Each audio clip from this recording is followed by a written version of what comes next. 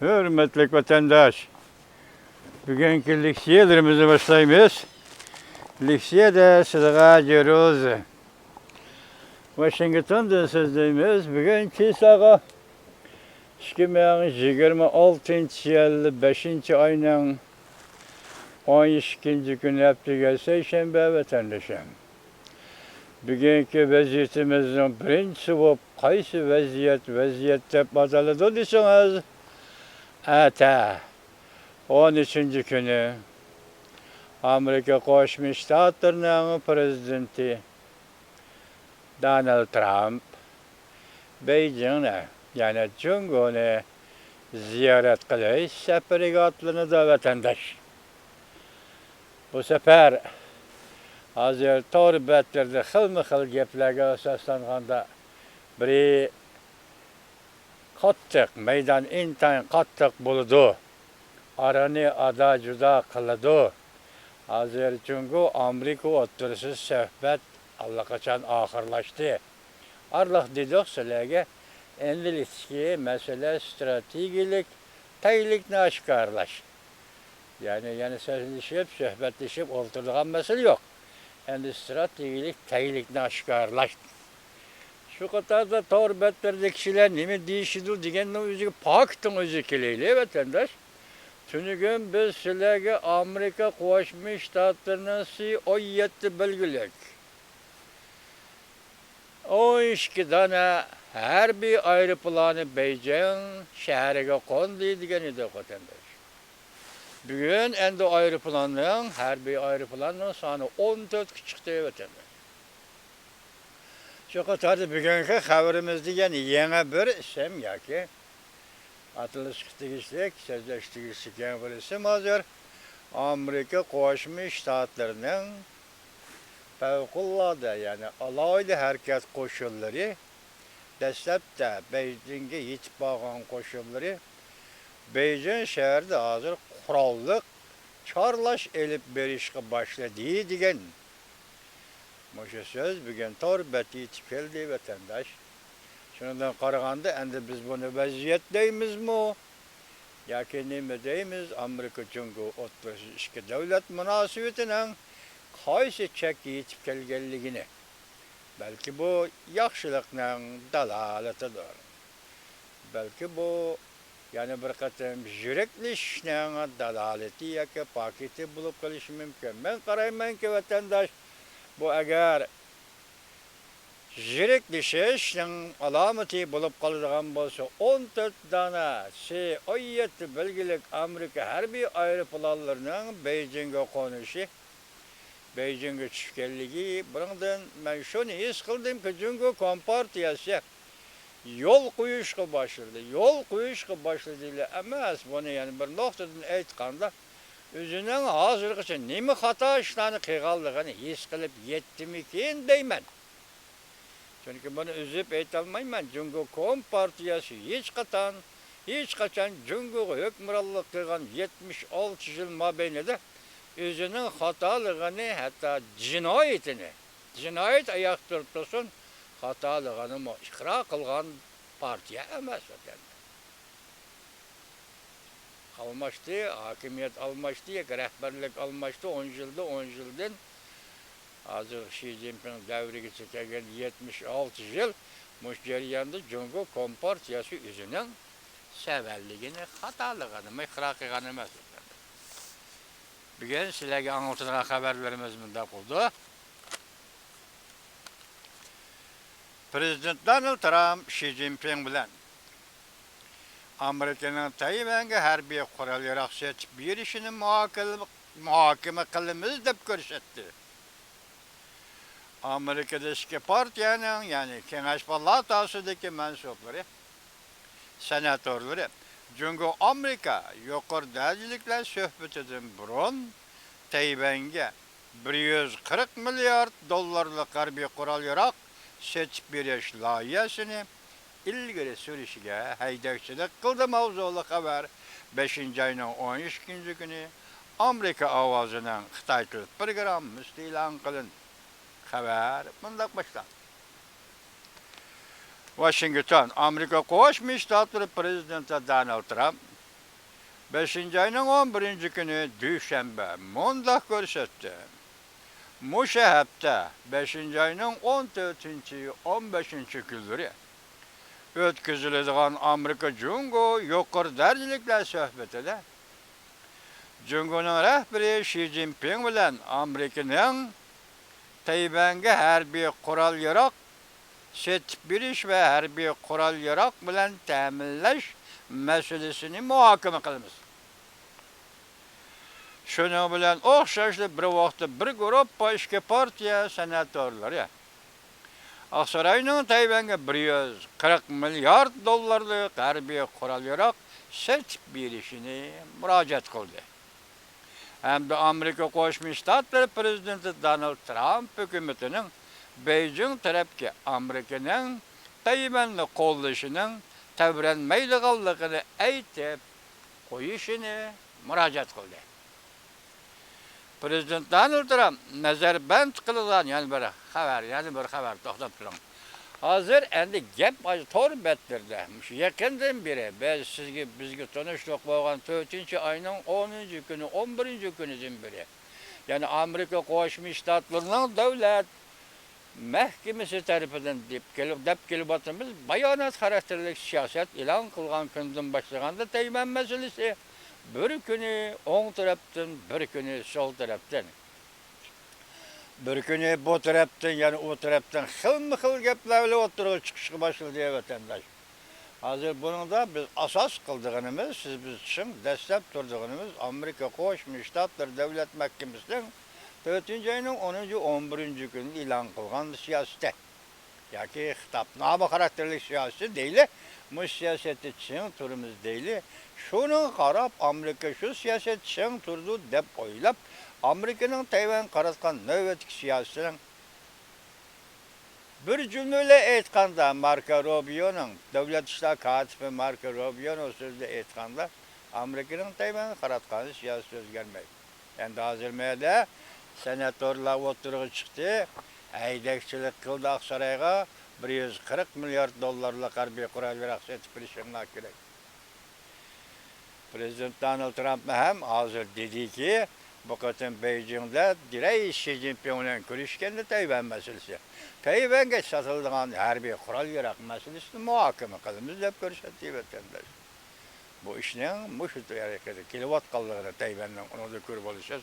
Enandaki yani bir mavzu Prezident Donald Trump nazarband kılıngan demokratçı, faaliyetçi Li Jiyun'un Hong Kongluk matbuat sahibi Li Jiyun'un ve Pop Jinmin Ri'nin dilosunu Xi Jinping'in aldı koyduğallıqını bildirdi. Özü Aksaray'da çılgan muhbirlarını kütübeleşi yığınıdı Prezident Donald Trump hem Li Jiyun'a hem Min Ri'ci, Jin Min Ri Katarlık Pop kişilik hukuk faaliyetçilerinin nazarbandliklerini kalınlıqını bu da Reis Xi Jinping'in aldı koyup bunu sebebini sürüştürüp koyup içti. Durmadan koyup içti. Oturup koymayın dedi. Hem de bunun da Amerika Koşmuş Ştatları Prezidenti Donald Trump 5. ayının 11. günü mundaq görsetdi. Haftanın 3.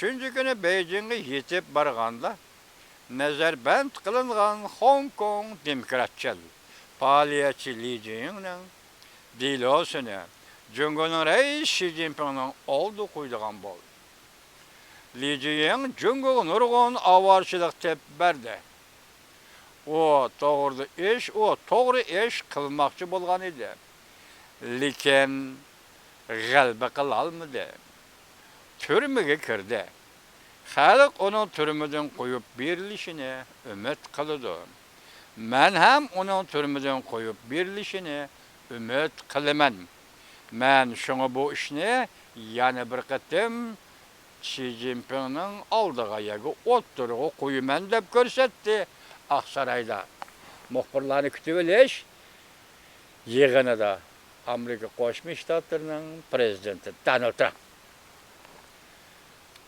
Yana bir xabar. Prezident Donald Trump Jungo'ga ziyorat qilish arifasida Davlat Majlisi Jungo komitetining doiralari Aksaray'a xat yazıp, Prezident Donald Trump'ның ішкі dövlət yuqur dərəcəliklə yığınıda Cungo türmələrdəki siyasi məhbuslar məsələsini oturuq qoyuşuğa əydəkçilik qıldı. Mavzulu xəbər 5-ci ayının 12-ci günü Amerika avazından Xitay tel proqramımızda elan qılındı. Xəbər mündəq başlandı. Washington, İşki partiya mənsublarının tərkib tapqan Dövlət Məclisi əzaları Aksaray'a xat yazıb, Prezident Donald Trump'dan Beijing'i ziyaret qilish mezgilida Beijing rəhbərlərinin aldığı kişilik hüquq meselesini o'ttirib qo'yishiga ham Jungo'ning nazarband qilishiga uchragan siyasi mahbuslar meselesini o'ttirib qo'yishiga haydakchilik qildi. Bu xatda Gulshan Abbas, Akbar Asad qatarlıq Uyghur siyasi mahbuslarning tizimligi tilga ilindi. Bu hareketni yoki bu Aksarayga yozilgan xatni tashabbus qilg'uchilar va imzo qo'yg'uchilar bunda qatnashib, Dan Sullivan komitetning raisi bo'ldi. Anandan keyin Chris Smith sizga bizga tanishdik. Davlat Majlisidagi peshqadam arboblarning biri vatandosh Avom palata a'zosi. Undan keyin Jeb Merkley. Undan keyin Jim McGovern. 4 nafar Jungo komitetiga a'zo va boshqa davlat majlisi a'zolari kishilik huquq masalasini bu qatim Beijingda Prezident Donald Trump'ның o'ttirib qo'yishiga haydakchilik qildi vatandosh. Endi biz kelayli, odatimiz bo'yicha vatandosh qisqa xabarlarimizni anglab qo'ysiz-da endi.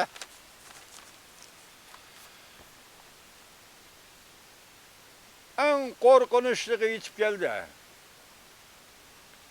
Aksaraydan yo'tkilib Junanxayga kirish. Bu mavzuni shunday obrazda qo'yibdi vatandosh. Aksaraydan yo'tkilib Junanxayga kirish, ya'ni Beijingda Junanxayga kirish. Prezident Donald Trump Jungoni ziyorat qilganda ehtiyot qilishi lozim.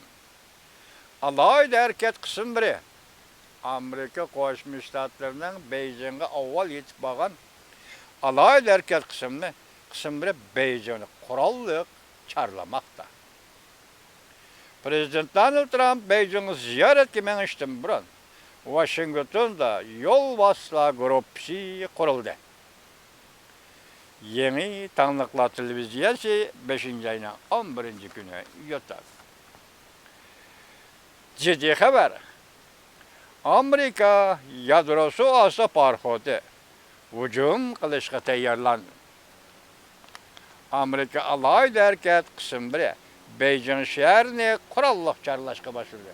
Avusi boshqa bir torbiti, bu boshqa torbiti. Buningda ikkilisi oldin sababi paketlar qo'ydi vatandosh. Axborot birinchisi torbiti 5-ci ayının 12-ci günü yotab. Yani bir xəbər. Bütkül Beijing qiyas qılmaqda, pərəz qılmaqda. Amerika'dan 12 tane hərbi transport aeroplanı zadə nemi qaçılanğan? Bu aeroplanğa nemi qaçılandı? Yaki eləyib Beijing kilğan nemi qaçılandı?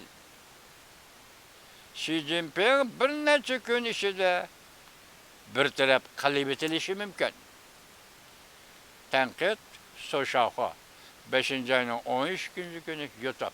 Bu Soşaxo müzeyran qalıb oturdu. Hazır aeroplan 7-13 gün çıxdı. Bu aeroplanğa nemi qaçılab elib geldi Amerika Qoşma Ştatları deydi bir. İkincisi, muşundaq ahvalda da Beijing geldi. Xi Jinping yol qoydu. Muşu işlarda Xi Jinping'nin keyinki takdiri münasibetlik işler bulduğun bolsun takdiri qandaq bular. Obzorchi Soşaxo'ning qo'ygan sual vatandaş. Yani bir xabar. Nima uchun Beijingga ziyoratga boradi?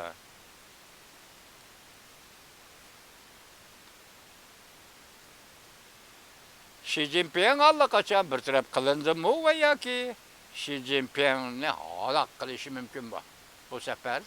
Xi Jinping allaqachon bartaraf qilindimi deganlar bugun iste'fo berdi. Bugun kasal bo'ldi, u bo'ldi degan xabarlar qatorida Xi Jinpingning o'rnida hozir o'zgarish bo'ldimi, bo'lmadimi? Va yoki shuningdan keyin Xi Jinpingning o'rnida o'zgarish bo'lamdi degan masala vatandosh. Bu xabar 5 ayning 13 kuni YouTube Labrnes. Yo'q, Shitao, kechiringlar. Shitao programmasi 5 ayning 13 kuni YouTube. Yana bir xabar belgilandi. Yoki muqimlashdi, belgilandi degan ma'noda. Belgilandi. Amerika Qo'shma Shtatlari prezidenti Donald Trump Beijingga tushgan aman shu kuni kashda sirliq bir nafar kishi bilan ko'rishdi. Bu kishi Ho Chunhua bo'ladi. Ho Chunhua degan uzundan bir sizlarga so'zlab keldikmi? Partiyaga sekretarlik davlat raisiga yoki harbiy ishlar komitetining ma'muriy raisiga hozir talay nomzod qilib ko'rsatdik, to'rtchilar o'zi ko'rsatdi endi bugun.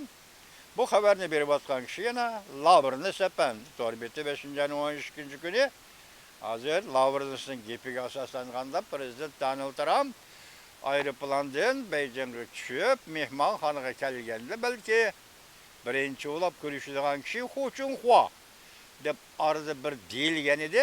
Bugun Lavrnis buni uzib aytib boshda belgilandi debdi. Demak, Ho Chunhua bilan ko'rishdi deydi. Agar shunda o'rlashgan Lavrnisning degan gapi rost bo'ladigan bo'lsa vatandosh, u chaqda prezident Donald Trump Beijingda rais Xi Jinping bilan o'tkazgan suhbat, yoki shu suhbatdan keyin Jungo Markaziy komitetining rahbarlik qatlamida o'zgarish bo'lamdi deb o'ylasangiz bo'ladi. Bo'lishi mumkinmi deb o'ylasangiz bo'ladi vatandosh. Musha Lavrnisning so'zi bilan aytganda Xi Jinpingning qo'rsig'i ko'pda. Junay xayni saram jallashtirdi. Tayvan 51-shtat. Prezident Donald Trump bu o'yinni bu qatam bakchon o'ynadi. Shaolin maliyasi 5-ayning 12 kuni yutib. Buni demoqchi bo'lgani bu qatam prezident Donald Trump mayli suhbat va ya suhbatdan keyin bo'lsin, Tayvanni Amerika Qo'shma Shtatlarining 51-shtati deb e'lon qilish mumkinmi degan. Shunday mumkinlik yoki mujmallik ichidagi bir savolni so'raqkan buni bu Shaolin maliyasi torbetida hukm qilib shunday qildi u. Shunga rais Xi Jinpingning qo'shig'i ko'pdi, g'azablandi degan so'zni eshitib vatandosh. Endi yana bir xabar diqqat qilamiz. 14 dona C-17 belgili harbiy transport aeroplani Amerika Qo'shma Shtatlarining Putkul Oqsaroyni Beijingga Junanxayga yo'tkab kelarmi? Başta bir qatim aytdik, buni bek obrazda so'z ekan deb.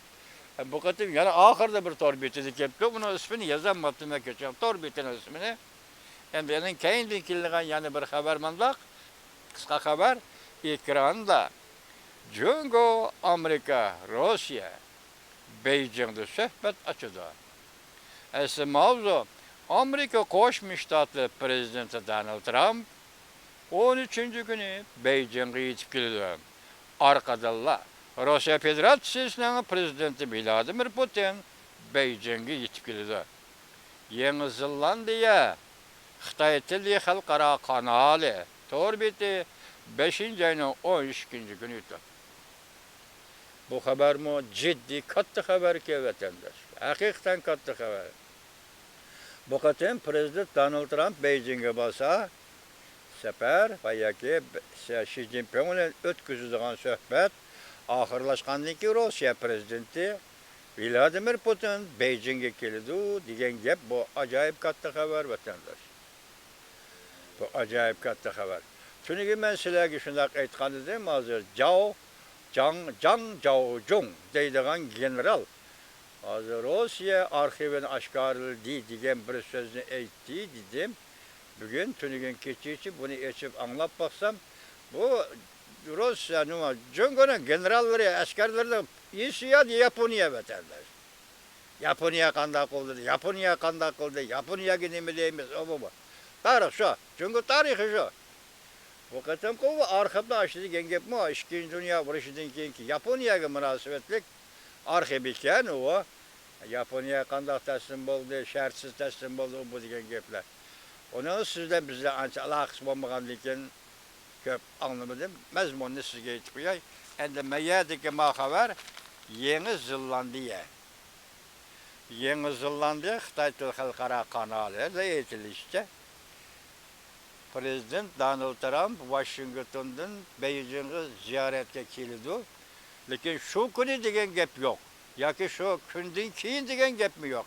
Biroq nima debdi? Orqadanlar Rusya Federatsiyasining prezidenti Vladimir Putin ham Beijingga keldi. Naq bo'lganda bu katta. Buni da so'zlayotgan hozir shu ekranda turib so'zlayotgan kishi Tayvanlik Chuyi deydigan bir kishi bo'lgan. Obzor shu zakonchi. Onun bütün meydanı baştan ahir Cungo Kom partiyasını qo'llash o'tamiz. Yani şu sözlem çıkıptı degan baştan ahir anlamadım. Yani bugün vaqt chiqarib kechikirib anlayman vatandaşım. Bugün vatandaş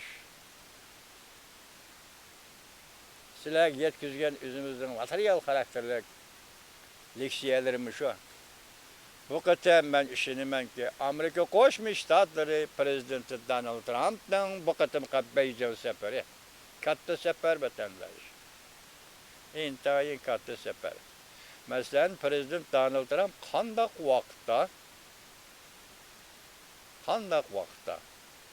qandaq fursatni tayyorlab, o'zi tayyorlab, prezident Donald Trump hukumati o'zi tayyorlab. Masalan, Greenlandda deyli orol, o to'g'ridan bir xabar kelgan, bugun uni o'rgatamdim, kechiring. Masalan, Venezuela deymiz deb kelyapmiz sizga ham. Oxirida Iran deymiz, Panama deymiz. Latin Amerikasidan Cungo Kom partiyasining bir yo'l, bir bilvoq siyosatining ta'sirini tozalash va uning ilinib qolgan shu qopqonga tushgan davlatlarni qutuldirish. Bu yerda Panama va Venezuela qatorliq davlatlarni bu qutuldirish. Prezident Donald Trump hukumati Xitoyning ilkidan, Xitoyning iqtisodiy zulmidan qutuldi desangiz bo'ldi vatandash. Endi Iran hozir tunagan nima dedik? Cungo'ning askariy qismlari Ironga yetib keldi dedik. Bunun keyingi jarayoni qanday o'ttirib chiqadi keyin so'zlaymiz vatandash. Mushundaq bir paytda hamma tayyorlab, endi Tayvanga kelganda Tayvanda asli qonun chiqarish komitetining oldiga kelgan harbiy ishlar hamchoti 1 trillion 300 milliard dollar edi. Bugun hozir gapda bu 250 milliard dollarlik qismini bir qismini tasdiqlabdi. Qonunning ovozidan o'tibdi. Buning uchun Amerikada ba'zi siyosiy arboblar norozi. Bütün o'tish kerak edi bu Tayvanni qurollandirish masalasi deydi. Bugün başta ham sizlarga so'zildik, buning davlat majlisi a'zolarining yana 140 milliard dollarlik harbiy qurol-yarog' setib berish Tayvanga degan so'zini ham vatandaş. Bu bir ikkinchisi nima bo'lsa, Hangoyi hokimiyat sirtidagi partiya Kuomintang arbobi bu navbatda Tayvan parlamentida qonun chiqarish komitetiga boshliq u qo'yibdi, qisman bo'lsa-mu tasdiqladi degan gap vatandaş. Tasdiqladi. Buni ham prezident Donald Trump hukumatining diplomatiya sohasidagi bir g'albisi deyishga bo'ldi vatandaş. Shunaqli Iron masalasi oldin ko'rib so'zildi. İran'da nefret ve nefretine qadrish, nefret to'shig'icha parxod u bularni cheklash yoki Xitoyga kelayotgan mush yo'llarni cheklash, buning uchun Xitoy hukumatining qanday bayonot e'lon qilganligini, ya'ni kemmidi, yozmish kemmidi qilganligini sizlarga so'zlab o'tdik. Mushlarni qo'shganda prezident Donald Trump hamma ishida qo'liga elib ishlagan siyosatlari va qo'liga elib ishlagan xizmati hamma ishida g'alba qilib, bu g'albining munosabati Cungo'u bir vasıta münasebetlik, bir vasıta bağlanışlık galbe bulup ataldı vatandaş. Moşundak peyti Beijing üçtü. Beijing üçtü de ete. Vatandaşım ete Beijing üçtü. Tebrikleyimiz Prezident Donald Trump ve Prezident Donald Trump hükümetinin bu galbisine vatandaş. Bu kadar ki Beijing ziyareti işençimiz kamil, kişilik hukuk meselesi, Uygur meselesi, şu kadar Tibet meselesinin oturup koyulduğu işinimiz vatandaşım. Ben endi sizlerge vatandaşlara şundak degim kelidi ki vatandaşım, hazır Amerika Koşmuş Ştatlarının 14 tane aeroplanı, C-17 belgelik 14 tane harbiy aeroplanı Beijing'e düştü. Hazır Uyguristan'daki etnik kırgınçılık bir gün toxtab qalğanı yok. Hazır türmelerge nazar band qılğan dadalar, analar, hatta onun 7-8 yaşlıq balları Xitayning qo'lida doktorxonada operatsiya üstüliga yotqizilib, uning yuragi, jigiri, böğreki, öpkisi tirik turg'izib operatsiya qilib kesib bilib, uda xalqaro bozorga savdoga solyapti. Bunun üstüge kamerda ceza lagerda yatkan Uygur yaşlarını yakında Skalalı TV bir kişinin intervyu kılıp badi oturga. Uygur yaşlarını aşağıda elip çıkıp Kamboçya'daki adam etkesçilik bazarıga setip atıdı o vatandaş. Biz şundak bir peyti turganda ben üzem hem şundakla vatandaşlarım Uygurlar namıdır. Prezident Donald Trump hükümeti ve Prezident Donald Trump hükümetinin söhbet vekilleri ya iltimasım ve ilticayım şu ki şu 14 tane aeroplan, transport aeroplanının 2 tanesi müstemleke Uyguristan herkesi Ürümçi şehriye konulduğun iş olsa yani 2 tanesi Tibet'nin Lhasa şehriye konulduğun iş olsa bu iş şundak kuş bilen yetip baratdı ki bu kadar Xitay üzünen Uygurlar qaratkan qırğınçılık siyasetini, Tibet'te qaratkan qırğınçılık siyasetini şu haman toxtatkan boladı. Şu haman toxtatkan boladı şuna Prezident Donald Trump hükümetinin ve bu kadar Beijing seferiga çıkan Prezident Donald Trump hükümet söhbet vekillerinin hazır Beijing şehriga düşken 14 aeroplanның 4'üni, 2'ni Lhasaga, Tibet'e, 2'ni Ürümçi'ye, müstemleke Uyguristan'a. Evet şimdi bir insan, bir adam talep kılmayan vatandaşı. Dünya özgür oldu. Bu özgürlük, burunki özgürlüklerge okşamaydigan özgürlük vatandaşı. Konu tarih ahırlaştı, yeni tarih başlanıp vatandaşım. Prezident Donald Trump ve Donald Trump hükümetinin rehberliği bilen dünyada tarih yeniden yazılış, yeniden bit etiş bilen terakki kılışka öttü vatandaşım. Hazır yeni bir dünya sistemisi, yeni bir dünya tertibi orun düşkün can köydürü oturdu Prezident Donald Trump. Muşundak beytte, muşu Beijing yetip bağan 14 tane harbi C-17 belgelik aeroplanның 2 tanesini Ürümçi'ye, müstemleke Uyguristan'a, 2 tanesi Tibet'e, Lhasaga. Evet şimdi ben bir Amerika'nın grejdanı süptüdü hem, şundaklı bir siyasi faaliyetçi adam süptüdü hem, talep kılmaya vatandaş. Talep kılmaya vatandaş. Bugünkü leksiyem bir şeyde ahırlaştı vatandaş.